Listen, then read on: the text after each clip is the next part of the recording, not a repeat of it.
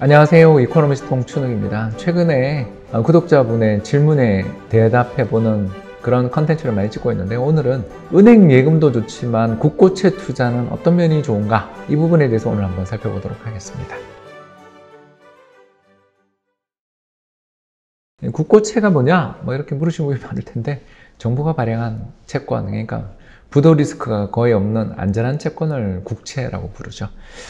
일단 최근에 은행 예금 금리가 짭짤합니다. 한국은행이 발표했던 5월달 가중평균 금리 동향을 살펴봤더니, 최근 상호저축은행이나 신협, 상호금융 등의 기관별 예금 금리를 살펴보니까 대부분 2%를 넘어서 3%를 향해서 서서히 근접하고 있는, 상당히 그래서 최근에 잘만 고르면 금리가 짭짤하다, 이렇게 볼 수가 있겠고요.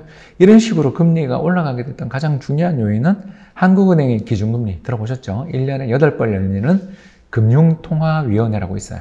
그 엄숙한 표정을 가지고 있는 여러 회원들이 모여서 땅땅땅 치는 그 자리입니다.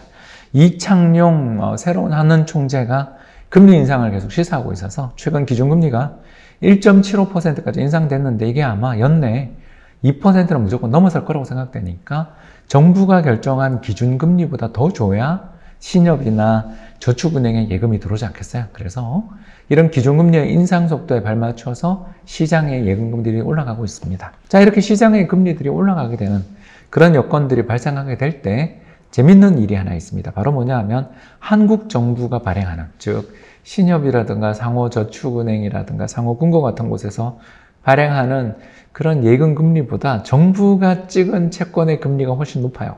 얼마다? 3.7%를 주고 있다. 게다가 이 채권은 10년짜리 채권이잖아요. 그러니까 앞으로 10년 동안 이 채권을 사면 연 3.7% 이자를 그대로 받을 수 있는데, 이건 안 사고 은행 예금 2% 주는 은행 예금을 가는 게 여러분 좀 이상하다는 생각 들지 않으셨어요? 그쵸? 은행 예금에 비해서 왜 채권을 사지 않을까? 이렇게 금리를 3.7%나 주는데 10년 동안 3.7%를 주는 이 채권을 왜 안 사는가? 그 이유는 바로 이것 때문이죠. 채권 시장에서는 계속 매일매일처럼 거래가 가격이 됩니다.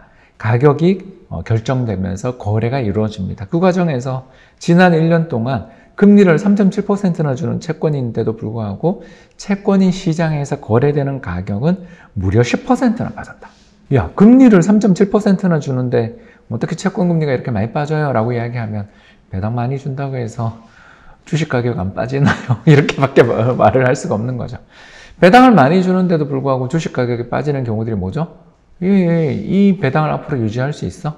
혹은 주식이 앞으로 미래가 정말 불투명하다면 암만 금리를 또는 배당을 많이 준다고 해도 굳이 그 주식 살 필요 없잖아요. 마찬가지입니다. 채권도 앞으로 더 높은 금리 채권이 나올 거라고 생각되면, 5%짜리 채권이 나올 거라고 생각된다면, 금리가 더 오를 것이라고 생각된다면 굳이 3.7%밖에 안 주는 국채를 살 필요 없다고 생각하니까 누군가 던지는 거죠. 이게 지금 여기 그림에 나오고 있어요. 그렇기 때문에 채권은 투자에 있어서 예금금리보다 훨씬 좋은 이자를 주는데도 불구하고 위험이 있다는 걸 오늘 알았어요. 그러면 채권은 어떨 때 사야 되냐? 그걸 알아보면 또 되지 않겠어요? 바로 이 그림에 나와 있죠. 파란 선은 OECD 경기 선행지수. 어렵게 생각할 필요 없어요. 앞으로 경기가 어떻게 될 것인지를 OECD, 파리에 있는 경제개발협력기구라는 단체죠. 여기서 예측한 거예요. 근데 이 예측이 상당히 잘 맞죠. 보시면 파란 선 내려가요, 불황. 파란 선 내려가요, 불황. 파란 선 내려갑니다, 내려갑니다, 내려갑니다 할 때마다 빨간 선이 급등하죠. 빨간 선이 뭐죠? 한국 국채 10년물 금리가 급등합니다. 경기 나빠질 때 국채 금리가 낮아지면서 이전에 발행했던 채권들, 3%, 4%짜리 채권들의 이 인기가 올라가는 거죠. 즉, 불황이 출현하면 채권의 인기는 올라갑니다. 따라서 지금 현재 경제가 고점에서 서서히 떨어지고 있는데도 불구하고 아직 채권 시장에서는 저가 매수가 들어오지 않고 있는 여건인데, 역사적으로 볼 때 우리나라 국채 10년물 가격이 이렇게까지 연간 마이너스 가격으로 빠지는 일들은 대단히 드문 일이라는 걸 생각해 보면, 그저 한 살만한 가격에 도달한 거 아니냐, 이렇게 볼 수는 있는 것 같아요. 어떤 분이 묻더라고요. 박사님, 근데 앞으로 계속 금리가 계속 올라가 버리는 거 아닌가요? 이런 질문을 하시는 분들이 있는데, 저는 그 가능성을 그렇게 높게 보지 않아요. 왜냐? 이 파란 선, 우리나라의 성장률이 이제 1%, 2%대로 떨어지고 있는 중이죠. 경제의 성장률이 꾸준히 떨어지게 되면 자금에 대한 수요도 둔화돼요. 그래서 채권 발행량이 줄어들죠. 왜냐하면 돈이 필요한 사람이 줄어들 테니까. 그런 일들이 벌어지게 될 때 금리도 이걸 대체로 따라가는 경향들이 있다는 걸 우리는 알아둬야 되겠죠. 물론 여기에 인플레이션에 대한 기대도 영향을 미칩니다만 이건 뭐 우리 인플레에 대한 이야기를 하도 많이 했으니까 넘어가고요. 한마디로 설명을 드리자면 언제 인플레가 끝나느냐에 따라서 언제 인플레이션이 안정되느냐에 따라서 채권 가격의 변화는 결정될 거예요. 근데 그건 우리가 알 수 없잖아요.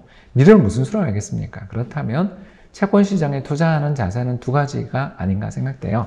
첫 번째, 시장의 예금 금리보다 얼마나 더 많은 이자를 주면서 절대금리 레벨이 매력적인가? 이게 첫 번째였죠. 그죠?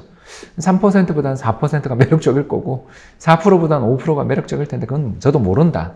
다만 무한정 올라갈 수는 없다. 왜? 우리나라가 구조적으로 저성장 경제로 가고 있어서 그렇다. 두 번째가 뭐였죠? 바로 선진국의 경기 선행 지수가 뚝뚝뚝뚝 떨어지는 시기가 오면 결국 불황에 대한 공포가 높아지면서 그때 채권에 대한 인기가 올라갈 여진이 있다. 이 두 가지 포인트만 잘 염두에 두신다면 좋은 채권 투자가 되지 않을까. 은행 예금과 국고채 어떤 것이 투자하기 좋아요? 라는 질문에 대해서 어느 정도 답변이 되었는지 모르겠습니다. 경청해 주셔서 대단히 감사합니다.